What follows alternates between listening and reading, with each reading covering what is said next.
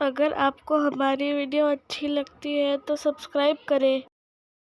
लड़कियां भी सुन ले और लड़के भी सुन ले। जब हम पैदा भी नहीं हुए थे तब कुदरत ने फैसला कर दिया था कि हमारा निकाह किसके साथ होगा। तो जो अल्लाह ने लिख दिया है उसी के साथ होगा। अगर हर लड़की के साथ हमारा निकाह जा जिसको देखा हो जाता तो ये जो रिश्ते आके जो वापस जाते हैं ना, कई कई साल तक चलता रहता है। आ रहे जा रहे, आ रहे जा रहे। क्यों लोग परेशान होते हैं? अरे सैयद साहब इतनी जगह जाते हैं, पसंद ही नहीं आता। मैं कहता हूं जा लिखा तू वहां पहुंच ही नहीं रहा है। जहां अल्लाह ने लिखा है तू वहां पहुंच ही नहीं रहा है। जहां अल्लाह ने लिखा है जिस दिन वहां पहुंच जाएगा और वो वक्त आ जाएगा तो फिर चट मंगनी पट बिया वाला मसला भी हो जाएगा। लेकिन जब अल्लाह ने जहां लिखा है तू वहां पहुंचता ही नहीं है तो अभी इंतजार कर। ये अल्लाह की तरफ के फैसले होते हैं, अल्लाह की तरफ के। तो रिश्ते आए जाए तो बहुत ज्यादा जो दिमाग पे टेंशन मत लिया करो। अल्लाह ने हमारी तकदीर में लिख दिया है, लिख दिया है तो होना ही होना है। कोई बगैर जोड़े का जमीन पे नहीं आया है। और बेटियों को जल्दी रिश्ते नहीं आते तो माँ बाप खुद उसको ताना देते, कैसी है तू, मनूस है, तेरी तकदीर फूटी हुई है, तुझे अच्छे रिश्ते नहीं आते, हम परेशान है। यार उस बेटी का क्या कसूर है? अल्लाह ने जब लिखा है तभी शादी होगी। शादी वक्त से पहले नहीं होगी, मौत वक्त से पहले नहीं आएगी, रोजी वक्त से पहले नहीं मिलेगी। अल्लाह ने जब जहां लिखा है उसी वक्त होगा। जो टाइम आ जाएगा उसी वक्त होगा, वरना नहीं होगा। हमने तो ऐसी शादियां भी इस छोटी सी उम्र में देखी है। मैंने एक शादी ऐसी देखी है अपने बचपने में कि बारात तैयार होगी, बारात तैयार होगी और तैयार होने के बाद किसी मामले पर झगड़ा हो गया, झगड़ा हो गया बारात के अंदर। तो क्या हुआ, लड़के वालों ने अपनी अना बताने के लिए कहा हम बारात वापस ले जा रहे हैं। ये हुआ, हम बारात वापस ले जा रहे हैं। अब लड़की वाले नरम पड़े, यार इज्जत पे बना जाएगी, क्या होगा। उन्होंने हाथ जोड़े, पैर पकड़े, खुदा के लिए ऐसा मत करो, गरीब की इज्जत से मत खेलो, चलो जो हुआ माफी मांगते लेकिन मत जोड़ा। नहीं हम तो जाएंगे। बहुत मनाया, लोगों ने मनाया, बड़ों ने मनाया, नहीं माने और वो बारात वापस हुई। बारात वापस हुई। लड़की के माँ बाप की तो मौत से बदतर उस वक्त की कैफियत हो गई थी कि वो क्या करें। लेकिन खुदा की शान देखिए, अब वहां पे सब रिश्तेदार रो धो रहे हैं कि अब मेहमान आ रहे हैं कि क्या जवाब देंगे इनको। खाना तैयार है, शरबत तैयार है, जहेज तैयार है, क्या करेंगे। ऐसे में एक लड़का अपनी माँ और अपने बाप के साथ शादी में शिरकत के लिए आया था और वो बहुत मालदार घराने के थे। वो जो बारात आई थी उससे बहुत मालदार घराने के वो लोग थे। जब उनको रोता धोता देखा तो उस लड़के ने अपने माँ बाप से कहा यहाँ इनकी इज्जत बचाना हमारे लिए जरूरी है। क्या ऐसा नहीं हो सकता कि जो सेहरा उस लड़के ने पहना था वही सेहरा मैं पहन लूं। माँ बाप ने कहा कि ये तो बहुत अच्छी बात होगी, चलो अच्छा करते हैं। और 10 से 15 मिनट के दरमियान ये फैसला हो गया। और उसके बाद बारात का जो टाइम था ना जाने का, चूंकि उधर बारात तैयार हो रही थी, बारात का जो टाइम था उस टाइम तक, मेहमानों के आने तक ये दूल्हा सच संवर करके वहां बैठ गया था, आया था शादी में शिरकत के लिए, बन गया दूल्हा। अब लोग हैरान थे ऐसा क्यों हुआ। वो ऐसा इसलिए हुआ कि उसकी किस्मत में नहीं लिखा था, तो ये बहाने से कैंसिल तो होना ही था। ये तो इसकी बीवी बनने वाली थी ना। एक बात मुझे बहुत प्यारी से यहां याद आ गई और उसको बयान करके बात खत्म करता हूं, मुझे मरकज जाना है। इमाम आजम के दौर में एक हादसा हो गया। देखो अल्लाह जो तकदीर में लिखता है ना वही बीवी मिलेगी, उसके सिवा नहीं मिल सकती। इसलिए जरा चक्कर में कम रहा करो कि इधर जैसे बिल्ली की नियत छिछड़े में होती है ना, इधर मुंह डाला। हंसने की बात नहीं है, हंसने की बात नहीं, इबरत हासिल करो। इधर मुंह डाला, उधर ताक, उधर झांक, ये सब बंद करो। इस्लाम का कानून नहीं है, इस्लाम इससे मना करता है। किसी के घर में झांकने से इस्लाम मना करता है। ताक झांक बंद करो। गलियों के अंदर साइकिल लेकर के घूमा तो इधर मुंह डाला, उधर देखा, कोई काम नहीं। गाड़ियां लेकर जबरदस्ती फिर रहे हैं, साइकिल लेकर जबरदस्ती फिर रहे हैं। अल्लाह ने जो तकदीर में लिखा है। सुनो, अगर शादी से पहले बदकारी करोगे तो फिर पाक बीवी नहीं मिलेगी। कुरान, अल्लाह के रसूल फरमाते कमा तदीन तुदान, तुम जैसा करोगे वैसा होगा। लेकिन अगर कोई बदकारी कर चुका, उलमा से सुना, बयान सुना और सच्ची तौबा कर ले, फिर अल्लाह तौबा करने वालों की तौबा को कबूल करता है और अल्लाह उन्हें पाक दामन बीबियां भी अता फरमाता है।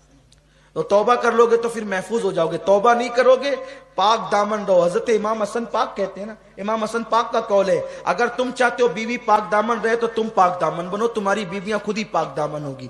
अगर चाहते हो बेटियां पाक दामन रहे तो तुम पाक दामन बनो, तुम्हारी बेटियां पाक दामन होगी। अगर चाहते हो कि बेटे पाक दामन रहे, तुम पाक दामन बनो, तुम्हारे बेटे पाक दामन होंगे, तुम्हारी नस्लें पाक दामन होगी इंशाअल्लाह, अगर तुम पाक दामन रहोगे तो जो तकदीर में लिखा है वही मिलने वाला है, उससे ज्यादा नहीं, उससे कम नहीं। इमाम आजम अबू हनीफा रहमतुल्लाह ताला अलैह के दौर में ऐसा हुआ कि दो भाइयों की एक साथ शादी हुई, दो भाइयों की एक साथ शादी हुई और इत्तेफाक से दो बहनें भी वो थी, इधर दो भाई इधर, ऐसा होता है ना, दो भाई दो बहन हो गई। अब वो दोनों बहनें आई इधर से और ये दो भाई, शादी हो गई। तो इत्तेफाक ऐसा हुआ जब हुजरे में पहुंचाने की बात आई तो औरतों की गड़बड़ी की वजह से और दुल्हने तब्दील हो गई, दुल्हने तब्दील हो गई। यानी इस भाई का जिससे निकाह हुआ था उसकी बीवी इसके साथ चली गई और इसका जिससे निकाह हुआ था उसकी बीवी इधर चली गई। जब अब रात तो गुजर गई, सुबह हुई, तो सुबह होने के बाद ये बात खुल गई कि भाई वो जो औरतों की कोताही की वजह से दुल्हन तब्दील हो गई, इसकी इसके साथ चली गई, इसके इसके साथ चली गई। इत्तेफाक से उस वलीमा में इमाम आजम भी मौजूद थे, इमाम सुफियान सौरी मौजूद थे, इमाम आमश मौजूद थे, इमाम हम्माद, यानी बड़े बड़े उस दौर के अकाब, यानी कितने बड़े घर में शादी रही होगी वो कि इमाम आजम जैसे लोग उस वलीमे में शरीक हुए होंगे। ऐसा होता है ना कि भाई हाफिज गुफरान साहब जिस शादी में आए तो माशाल्लाह मुअज़्ज़ज़ लोगों की शादी है, हाफिज मकसूद साहब आए तो इज्जतदार लोगों की शादी है, तो ऐसा होता है, मेहमान देख के अंदाजा होता है कि कैसे लोग हैं।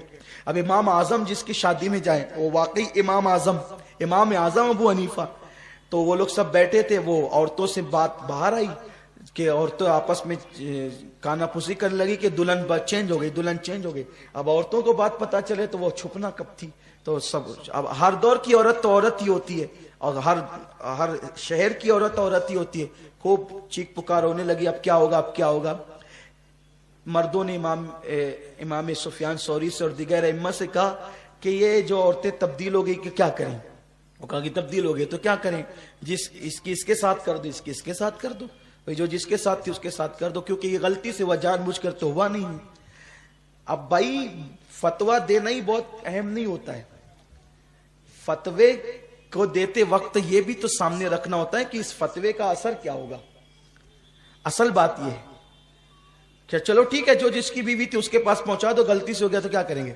भाई दो बहनें हैं, दो भाई है, एक घर में रहते हैं, अब इसने इसके साथ रात गुजारी, इसने इसके साथ रात गुजारी, अब इसको फिर इसके पास भेजे, इसको इसके पास भेजे, तो ये जिंदगी भर एक दूसरे से नजरें मिला सकेंगे, दोनों भाई एक दूसरे को देख सकेंगे, क्योंकि ये तो इसकी बीवी के साथ गुजार चुका है रात, वो उसकी बीवी के साथ रात गुजार चुका है।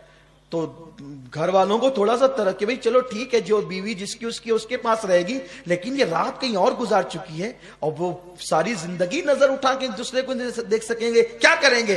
लेकिन उस महफिल में खुशनसीबी उनकी ये थी कि हमारा इमाम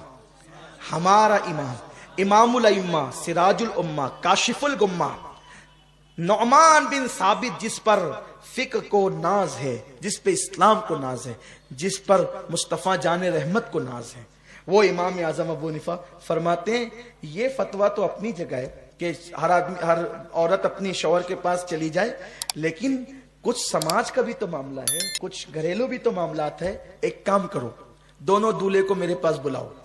वो दोनों दूल्हे आए, आपने उससे पूछा तूने जिसके साथ रात गुजारी वो तुझे पसंद है, उसने कहा हाँ। दूसरे से कहा तूने जिसके साथ रात गुजारी वो तुझे पसंद है, उसने कहा हाँ। फरमाया अब एक काम करो, तुमको ये पसंद है जिसके साथ तुमने रात गुजारी, तो ये जो तेरी बीवी थी तेरे निकाह में थी, तू उसको तलाक दे दे और तू इसके साथ निकाह कर ले जिसके साथ तूने रात गुजारी, और तू इसको तलाक दे दे और ये इसके साथ निकाह कर ले जिससे रात गुजारी। क्योंकि निकाह के बाद अगर विदाई और खलवत नहीं हुई है तो तलाक दी जाएगी, तो उसमें इद्दत गुजारना नहीं पड़ेगा।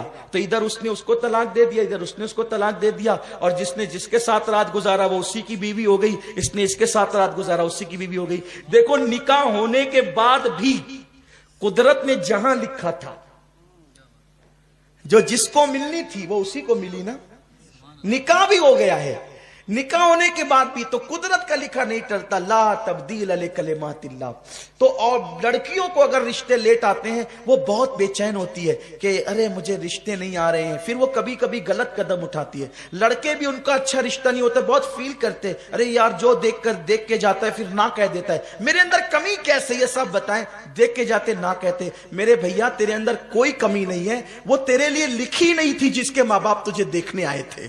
मेरी बेटी तेरे अंदर कोई कमी नहीं है, वो तेरे लिए लिखा हुआ नहीं था जिसके लिए जिसके माँ बाप तुझे देखने आए थे। अरे जिस दिन लिखा हुआ आ जाएगा फिर उस दिन नहीं भी देखेंगे तो भी तेरा निकाह हो जाएगा। तो इसलिए अल्लाह के फैसलों पे राजी रहना चाहिए और अपनी बेटियों का निकाह वहां कीजिए जो लोग नबी पाक के वफादार हों। जो नबी का वफादार नहीं वो आपकी बेटी का भी वफादार नहीं हो सकता।